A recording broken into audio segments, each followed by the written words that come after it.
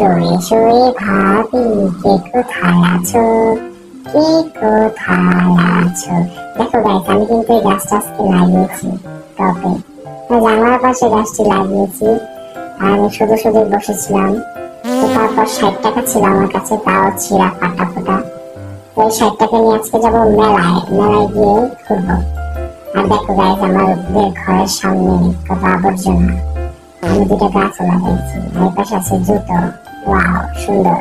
এই যে আমাদের সেই দিল্লি রানী, এই দিল্লি রানী আমাদের ঘরের সামনে কি ময়লা আবর্জনা দেখছো, এই দিল্লি রানীটা তাকাইছে। ওয়াও। এখন আমি চলে গিয়েছিলাম মেলায়, কিন্তু গিয়ে দেখি মেলা তো দূরের কথা, একটা মানুষও নেই।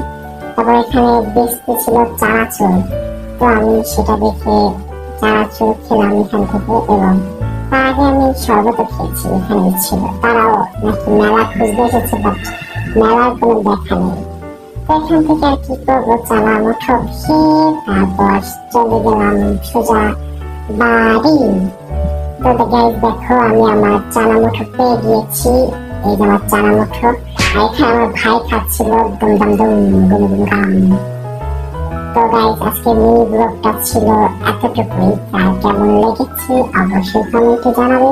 আর তোমাদের জন্য এখন ভিডিও বানাতে পারছি না, তার জন্য দুঃখিত। সামনে আরো সুন্দর ভিডিও পাবে। ধন্যবাদ।